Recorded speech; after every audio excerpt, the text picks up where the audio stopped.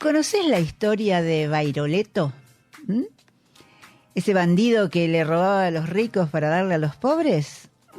Tuvo una vida llena de aventuras, de peligro, de amores.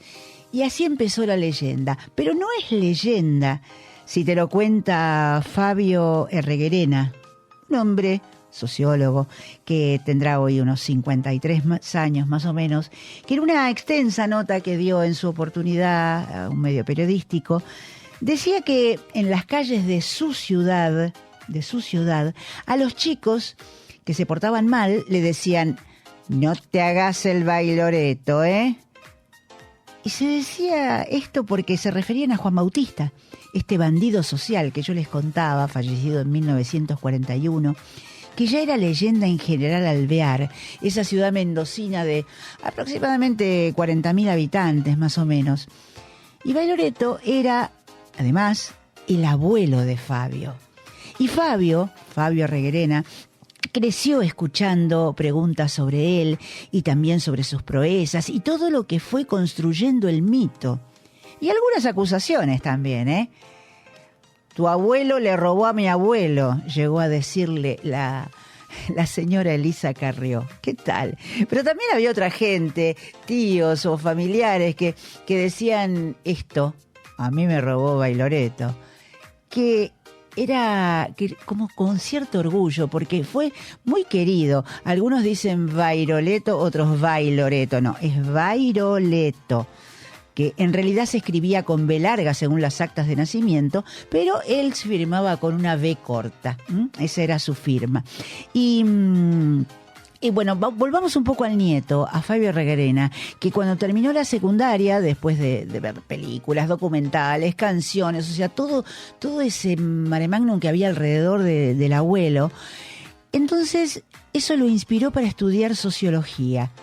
Y lo inspiró también para elegir la carrera, intentar entenderlo a ese abuelo, observarlo, según sus dichos, desde otra óptica. Y la tesis para recibirse fue justamente a hablar sobre su vida.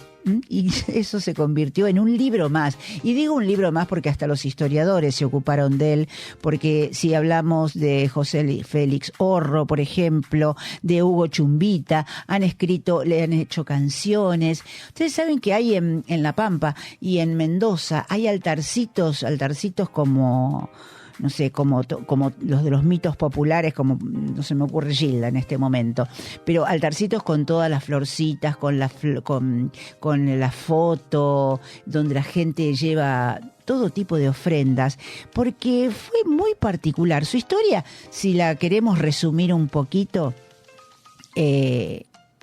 nació en Santa Fe en 1894, hijo de inmigrantes italianos.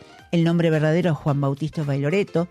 Y la carrera delictiva empezó en una época en que él, que había nacido hijo de padres italianos, habían estado en Santa Fe. De Santa Fe ellos se fueron a Cañada Rosquín, y después Juan Bautista ahí fue al colegio hasta 5º grado.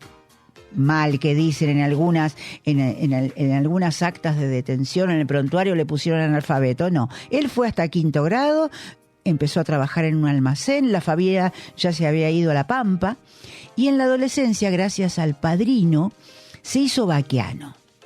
Y él vino a Buenos Aires para hacer el servicio militar, ahí en Ciudadela, en los cuarteles de Ciudadela.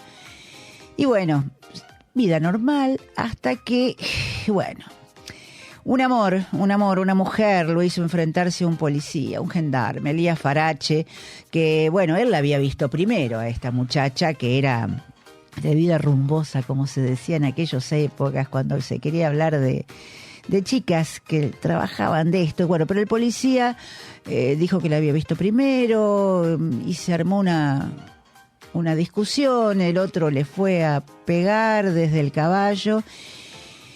Y bueno, nuestro personaje lo mató de un tiro en el cuello.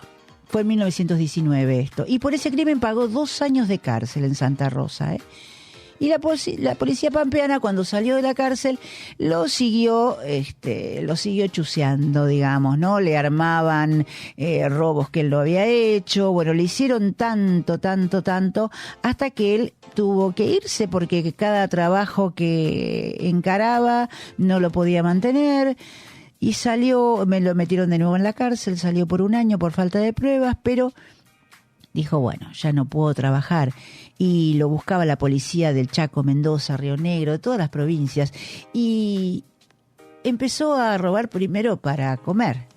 Y después cuando vio que no podía hacer nada, empezó a robar a los estancieros, sobre todo, porque tenía sus principios él, ¿eh?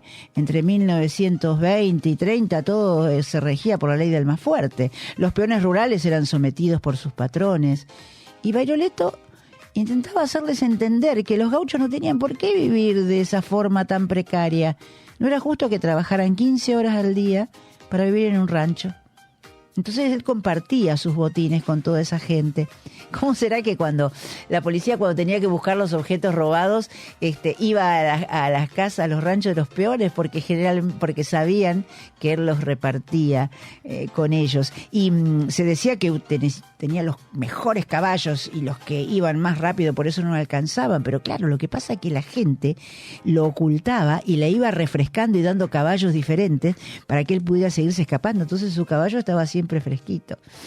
Bueno, fue un delincuente, sí, fue un ladrón, sí, pero tenía la gente lo quería porque era un revolucionario para la época.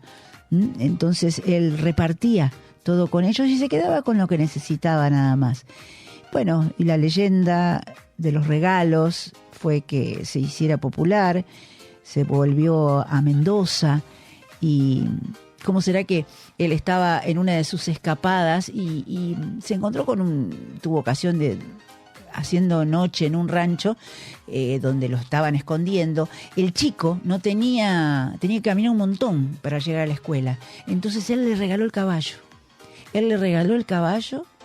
Y después se procuró otro.